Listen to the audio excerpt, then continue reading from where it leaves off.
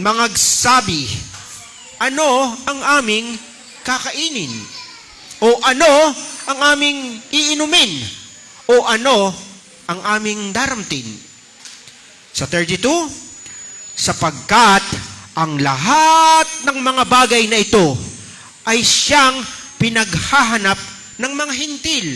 Tunay nga naman, kahit naman tayo, yan talaga ang ating hinahanap sa oras na ito. Yamang talastas ng inyong Ama sa kalangitan na kinakailangan ninyo ang lahat ng mga bagay na ito. Oo nga naman, alam ng Diyos yan, mga kapatid. Isa pa, sa Proverbs chapter 4, verse 23. Sundan nyo na lang po ako, mga kapatid, kung kayo may mga Biblia. Proverbs chapter 4, verse 23, ingatan mo ang iyong puso ng buong sikap sapagkat dinadaluyan ng buhay. Sa ibang salin, mga kapatid, sabi nga dito, above all else, guard your heart. Bantayan mo ang iyong puso. For everything you do, sa lahat ng iyong ginagawa, sabi nga, lahat yan ay dumadaan dito. Dumadaan sa puso. Amen. Maging dito sa isip, lahat ng iyong ginagawa, lahat ng iyong iniisip, lahat yan dadaan dito. Pinipilter yan ng puso. Lahat ng iyong mga iniisip, mga kapatid, lahat yan ay dadaan sa iyong puso, mga kapatid. Amen. Kaya nga, sabi nga ay bantayan mo ito, mga kapatid. Isa pa, mga kapatid, sa Psalms 46, verse 10, sabi nga, it's a familiar verse. Babasahin ko, be still and know that I am God. I will be exalted among the heaven and I will be exalted in the earth. Sa umagang ito, pamamagatan po natin ang salita ng Panginoon na nagsasabing, amen, dito po natin kukunin yung pamagat ng ating Panginoon. Sabi nga, let go and know. Hayaan mo nang yung makita, nang yung maalaman. Amen? Padalangin po natin ang salita ng Panginoon kasabay po ng prayer request na atin pong nabasa. Lord God, Lord Jesus, salamat sa umagang ito. Salamat sa isang napakagandang araw na pinagkaloob mo. Panginoon, ikaw ay napakabuti. Napakabuti mong Diyos. Kailanman, hindi ka nagkukulang. Panginoon, napakaraming mga pagkukulang meron kami, pero kahit kailan, hindi ka nagkamali, hindi ka nagkulang. Napakabait mong Panginoon. Lord, Panginoon, narito Panginoon ang aming mga kahilingan. Lord, sa aming kapatid na Sister Rosan, alam mo ang kanyang mga panalangin. Alam mo, Panginoon, ang kanyang mga kahilingan. Lord, kalakasang pisikal, maging ang spiritual sa kanyang buong sambahayan. Ipagkaloob mo sa aming kapatid na ito, maging sa buong sambahayan ng UPC Alaminos Church, dakilang Diyos, nilalapit din namin, Panginoon, ang pagkabasa ng iyong mga salita. Nalalaman namin, Panginoon, na God, na kami may mga magugulong isipan, mga puso na hindi katanggap-tanggap sa iyong harapan. Kaya God, Lord, itinatama namin ito sa iyo. Pinagkakatiwala namin sa iyo ito. Lord, bigyan mo kami ng malalim na pangunawa sa iyong mga salita. Dahil kung sa aming mga sarili, talagang napakahirap unawain ang bagay na ito. Napakahirap gawin ang mga bagay na ito. Ngunit God, sa iyong tulong at biyaya, mapagtatagumpayan namin ang lahat ng ito. Panginoon, itago mo ang iyong lingkod na magdadalang iyong salita. Panginoon, bigyan mo ako ng makalangit na kaalaman dahil kung sa aking sarili lang, hindi ko kaya itong ipahayag ng naayon sa iyong kalooban. Kaya God, ikaw na po ang bahala. Lord, ipinagkakatiwala ko sa iyong lahat ng ito, sa iyong makapangyarihan at nag-iisang pangalang Yesus. In Jesus' name we pray. Amen and amen. Let go and know. Pwede na po tayong makaupo. Amen? Alam nyo, sabi nga, kung hindi mo bibitawan ang isang bagay, kung hindi mo mararanasan ang isang bagay, hindi mo pa ito mauunawaan. Amen? Sa kabila ng lahat ng mga pagsasabi sa iyo, sa kabila ng lahat ng mga paalala sa iyo, kung hindi mo naman talaga alam kung ano ang magiging bunga na ito, hindi mo talaga ito susundin. Di ba? Sabi nga, kung hindi ka pa mauuntog, hindi ka pa matatauhan. Diba marami sa atin dito na kahit anong paalala ng magulang mo, kahit anong sabi sa'yo, ay gusto ko ito. Kaya nga dito yung mga dating anak na naging magulang, diba ngayon natin nauunawaan na sinasabing, tama pala si inay. Kaya pala siya naging mahigpit sa akin dahil ito pala ang dahilan. Pero nung tayo'y kabataan, nako, wala akong pakialam kay inay. Bahala ka sa buhay mo. Pumutok ang iyong litid sa kasisigaw sa akin, wala akong pakialam sa'yo. Pero nung naging matured na tayo, nung naunawaan natin, at sabi nga, lumalim ang ating pangunawa, doon natin napatunayan na, tama pala sila. Diba? Kahit yung mga dating mga bata na ngayon yung mga nagsisiedad, diba, bahala tayo, katulad ng mga batang nakikita natin dito, mga nagtatalunan, mga nagsisigawan, pero nung habang tayo'y lumalaki, nagmamature tayo. At nakikita natin, yung mga batang makukulit na, ganun-ganun ako nung maliit. Nakakainis pala talaga. Diba? Nakakainis.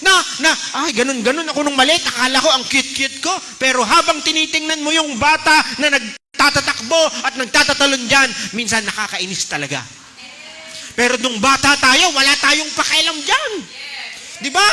Kahit sino ang ating masagasa, sino ang mabangga natin, pero habang tumatagal, tayo'y nagkakaroon baga ng pangunawa. Diba? Pero dati wala tayong patid, kahit saan tayo makasigaw. Diba? Wala kang inuurungan, wala kang inaatrasan. Nung mga kabataan natin, ang tatapang natin. Diba? Akong siga dito. Wala akong pakialam. Akong pinakamalakas dito. Diba? Pero habang tumatagal, nakikita na ang katawan natin, ito ay humihina. At sa ayaw mo't sa gusto, meron ng mas malakas sa'yo. Diba? Meron ng mas matapang, may mas matalino na sa'yo, sa ayaw mo't sa gusto. Alam nyo, itong panahong ito, we are very, sabi nga, punong-puno ng impormasyon. But mga kapatid, we are only informed. Tayo'y marami lang impormasyong alam. Pero ang pinaglalabanan ngayon, are you wiser? Matalino ka ba? Ang daming information. Mababasa mo dito sa social media, sa internet, pagbasa mo dito, pagtanong mo kay Google, andyan agad ang sagot. Pero ang tanong, are you wiser?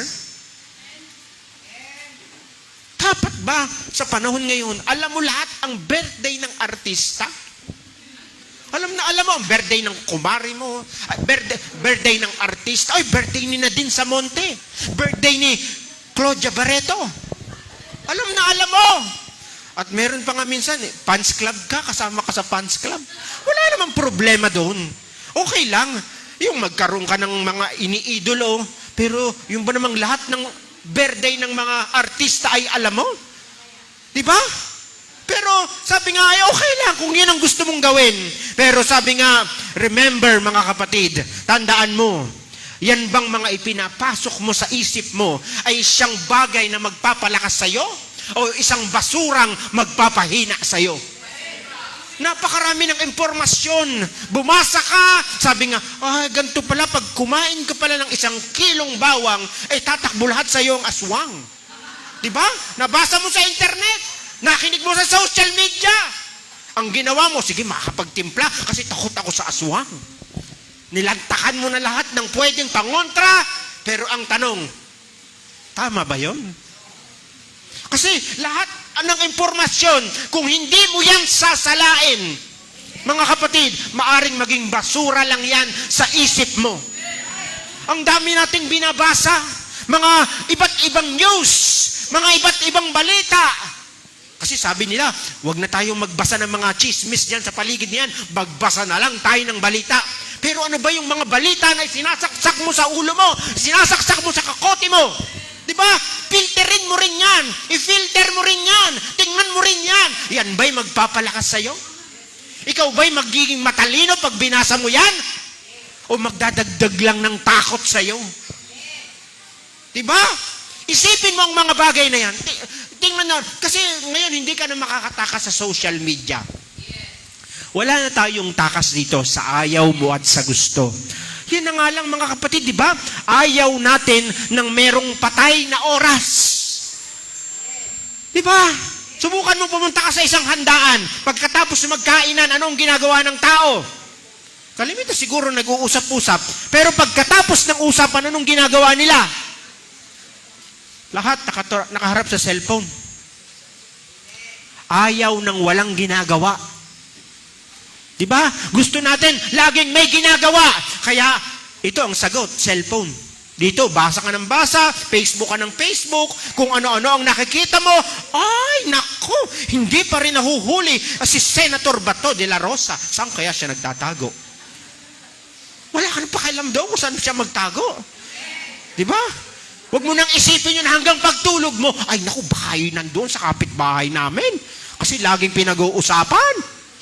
Huwag na, yung mga bagay na sa tingin mo, hindi mo naman dapat isipin. Huwag mo nang isipin. Kasi magpapadagdag lang yan ng stress sa buhay mo. Ang dami mo nang ang problema. Pati ba naman pagtatago ng senador, poproblemahin mo pa kung saan siya nagtago. Ay pinoproblema mo na nga ang pambayad mo sa kuryente kasi doble na naman ngayon. Bay, last month na doble. Bay, ngayon tumaas na naman. Di ba? Yun ang problemahin mo. Tingnan mo kung paano mo iiwasan. Hindi yung napakaraming basura ang isinisiksik mo sa isip mo na nakikita na talaga natin sa social media. Sa ayaw mo at sa gusto. Makikita mo yan. Kasi, di ba, sana kung, sabi ko nga sa inyo, bantayan mo kahit yung sarili mo. Yung mga atin, subukan mo pag may cellphone ka, at pupunta ka sa isang lugar na, kahit nga sa jeep, tinan mo lahat ng mga tao nakayuko na, nakaganyan na lahat. Nandiyan, para. Di ba? Kitang-kita mo ngayon ang tao kung paano nagbago. Talagang maniwala ka sa hindi, meron talagang pagbabago. Ay, ayokong magbago. Abay, kung hindi nagbago ang tao, di dapat sana tayo ay mga taong kuweba pa. Di ba? Kung ayaw mong ang tao ay magbabago, ay doon tayo dati sa mga ginagawan. Dapat sana iba ang suot natin kung ayaw talaga ng taong magbago. Pero lahat yan ay nagbabago sa ayaw mo at sa gusto. Nagbabago yan. Di ba? And you know, mga kapatid, ito, wag nating pag-ipaglaban yung science.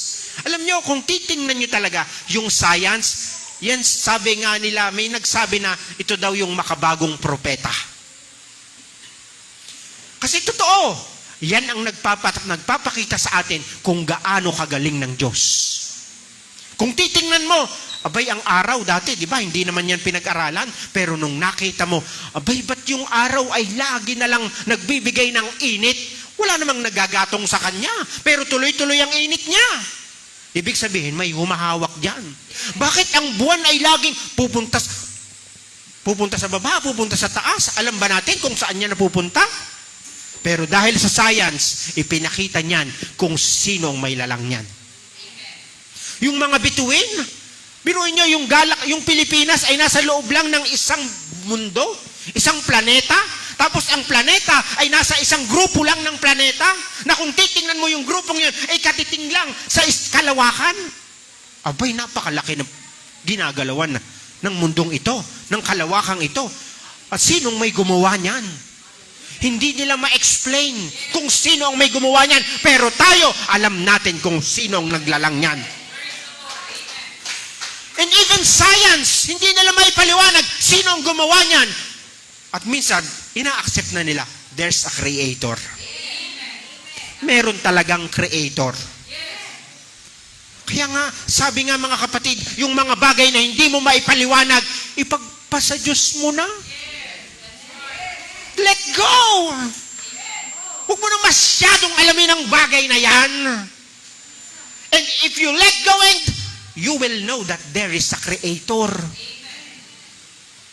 Okay lang, solving mo yung sarili mong problema, yung mga bagay na nagpapahirap sa'yo, yung mga simpleng problema. Yun na nga lang simpleng problema, hindi natin masolve. Di ba? Huwag mo nang isipin ng problema ng masyadong maraming tao. Okay lang, tumulong ka. Pero sabi ko nga sa inyo, yung mga birthday ng artista, yung mga taong nagtatago, huwag mo nang masyadong patungkulan yan. Dahil dadaglag lang yan sa stress mo. Di ba? Kung yan, yung problema mong yan ay sa tingin mo'y walang solusyon, hindi mo yan problema. Di ba? Hindi mo yan problema. Okay lang na magmahal ka sa bansa natin. Pero wag naman to the worst na magdaragdag na sa'yo ng pag-iisip, na magbibigay sa'yo ng karamdaman. Wag na. Diba, ang isipin mo na lang yung pagiging tao mo. Kung paano ka magiging mabuting mamamayang Pilipino. Diba? Yung simpleng pagsunod na lang ng isang mabuting mamamayang Pilipino ay makakadagdag at makakatulong ka na sa Pilipinas. Di ba? Masyado kasi tayong nagwo-worry. Kaya nga, minsan lagi niyong naririnig sa akin, yung pagbalik ng Diyos, huwag nawa itong maging takot sa atin. Nawa maging excitement. Maging excited ka, babalik ang Diyos. Hindi yung natatakot ka, babalik na ang Diyos. Wag! Dapat yung galak na pag nakikita mo na, hindi ka naman natutuwa dahil nagpapatay at naggegera na sila dyan, pero natutuwa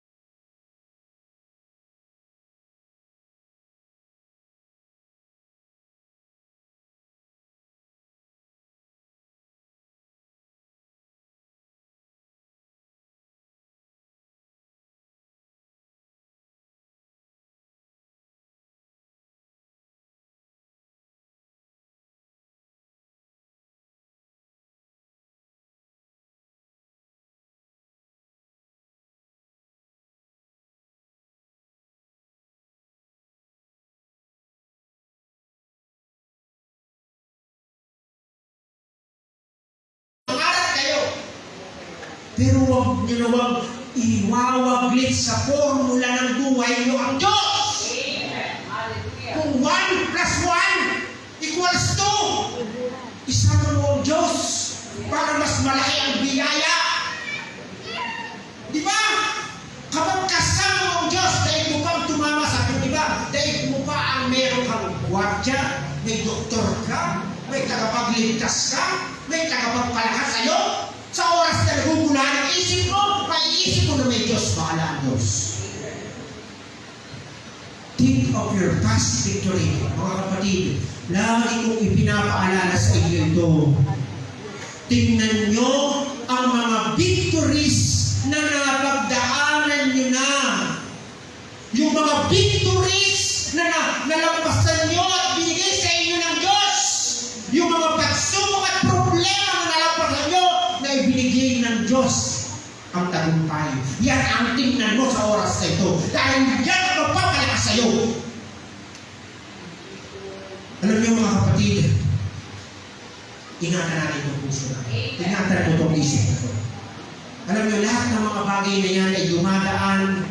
Alam niyo, kung talagang magpapatalo ka sa bagay na yan, manghihina.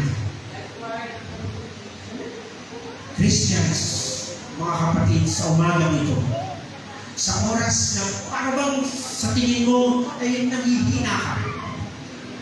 Every time na pupunta ka dito sa church, make it a point na ma-revive ka. Please.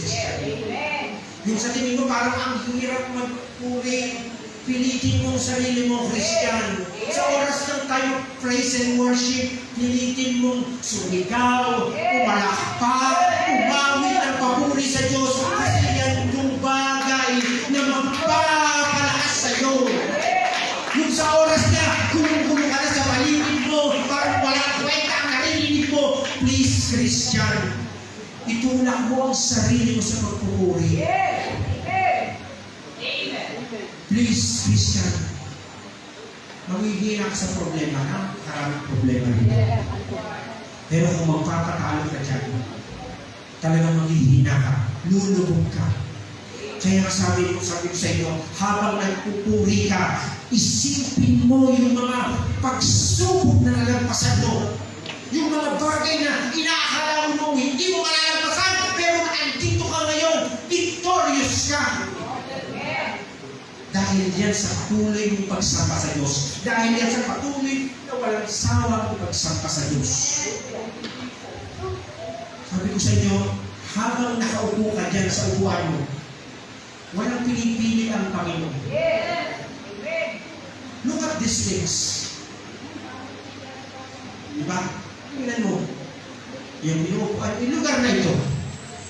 At tingnan mo din nung nandoon tayo. Sumagi ba sa isip mo na magkakaroon tayo ng ganitong iglesia? Diba? Kung pagsasama-samahin mo yung mga naiambang mo rito sa church, yung mga types mo, kaya magpatayo ng ganitong simbahan. Siguro kaya. Pero, ang tanong, hindi lang basta pera, usapan dito. Ang tanong dito, kung paano humilos ng Diyos. Amen. Hallelujah. Hindi niya hayaan na mapahiya siya sa atin.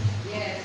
Kaya sa ayaw mo at sa gusto, ay sa Diyos ang kasabi. Amen. Na dati nagpipray ka ng trabaho, pero nagkatrabaho ka. Dati nag-aaral ka, makatapos ka lang, pero nakatapos ka with flying colors pa. Diba?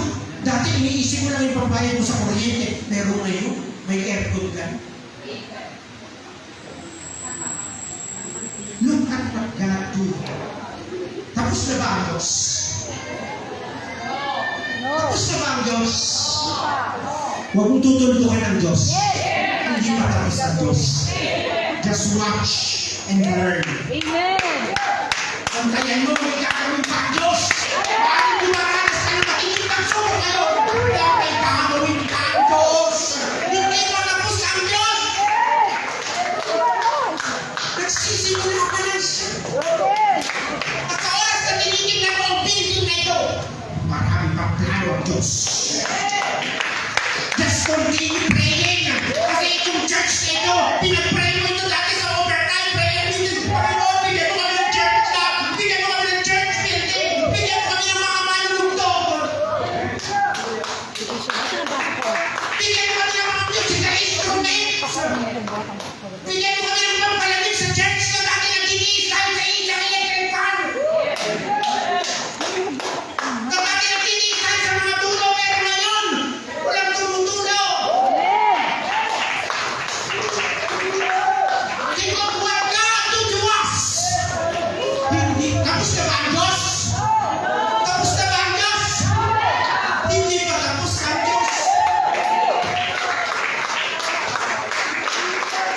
God will do awesome things to us. Mga kapambang bagay ang gagawin ng Diyos. Kaya please, Kristiyano, sumabay kayo sa pagpapala ng iglesia ito. Huwag kayong magpaiwan. Ang mahirap kasi sa atin, nagpapaiwan tayo. Huwag kang magpaiwan sa pagpapala ng Diyos. Magpalakasan tayo, mga kapatid. Mahirap lang ngayon yan. Mahirap lang yan ngayon. Pero after that, nakikita mo ang bunga ng mga pinapadala ng Panginoon. Ito na ngayon.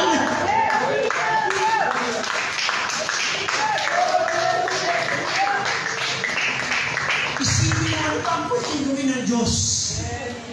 Sabi ko nga sa inyo, sa oras na naririnig mo ang mga salita ito, ito pala ang simula.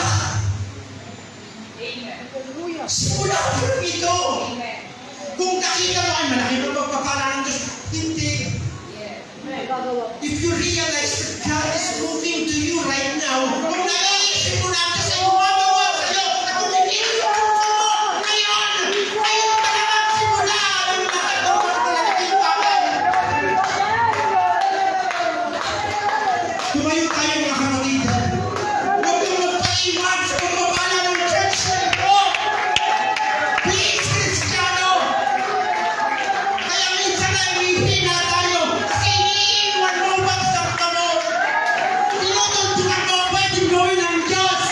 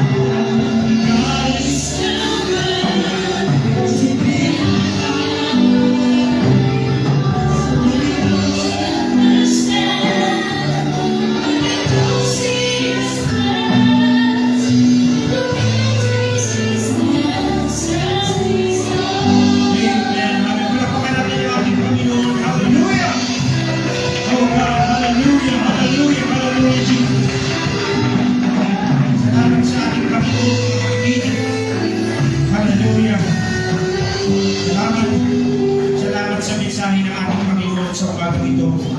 Tayo po'y manalangin mga kapatid sa pagkatapos ng gawain. Amen. O God, Panginoon, Lord, tunay ang napakabuti mong Diyos. Napakarami namin mga pagkukulang. Pero kahit kailan, Panginoon, hindi ka nagkulang, hindi ka nagkamali, Panginoon Jesus. Alam ko, Panginoon, hindi mo kami iiwanan. Marami ka pang plano na gagawin sa bawat isa sa amin. Kanya-kanyang plano, Panginoon, kanya-kanyang pagpapala. Alam ko, Panginoon, na kung ano man ang nasahin ang puso namin, kung ano man ang isipin ng aming mga puso at isipan, Panginoon, alam ko kung yung ibibigay mo. Dahil ang bait ng Diyos. Lord, just continue giving us the faith that we need, Panginoon. Yung pananampalataya na kailangan namin, Panginoon, patuloy mo itong hinihiling para sa bawat isa sa amin. Lord, napakarami mga pagsubok at problema na minsan nagpapahina sa amin. Na minsan, Panginoon, na tila ba parang wala nang katapusan. Ngunit God, kung hindi naman namin mararanasan ang bagay na ito, na hindi naman namin mararanasan ang kabutihan mo. Kung hindi kami magkakasakit, hindi namin mapapatunayan na ito ay nagpapagaling. Panginoon, naniniwala ako, Panginoon, iba't iba ang karamdaman ng bawat isa sa amin. Iba't ibang pagsubok ang aming nararanasan. Pero God, sa oras na kami nakakaranas sa mga ganito, lagi mong isiksik sa aming mga isipan na marami ka ng bagay na ginawa sa amin. Marami ng tagumpay, marami ng mga answered prayer ang pinakita mo sa amin. Ngayon pa naman kami iiwanan. Alam ko hindi ka ganun Diyos. Alam ko sasamahan mo kami hanggang sa huling hininga ng aming mga buhay. Lord, mabait kang Diyos. At kahit kailan, hindi mo hakayaan ang mga anak mo ay mawalay. Pinasisikap mo ang araw, ang pinakikita mo sa amin, ang mga bagay sa aming mga paligid, maging sa mga mabuti at masama. At alam ko, Panginoon, ikaw pa rin ang Diyos noon, ngayon, magpakailanman. Ang Diyos na aming maaasahan, ang Diyos na aming masasandigan sa oras ng aming mga pangangailangan. Panginoon, sino man Panginoon dito ang dumaranas ng matinding pagsubok at problema, Lord, ipaalala mo sa amin na kasama ka namin. Na kailangan lang namin lampasan ang mga bagay na ito para maramdaman namin, para matutunan namin, maunawaan namin ang nakapaloob na mensahe sa mga pinagdadaanan namin sa buhay na ito. Lord, ipaunawa mo ito sa aming madaling panahon. Dahil God, Lord, kung sa aming mga sarili lang, hindi namin ito kaya lampasan. Lord, samahan mo kami, Panginoon Jesus. Patatagin mo ang bawat isa sa amin. At nawa, Panginoon, walang maiwan sa amin dito sa pag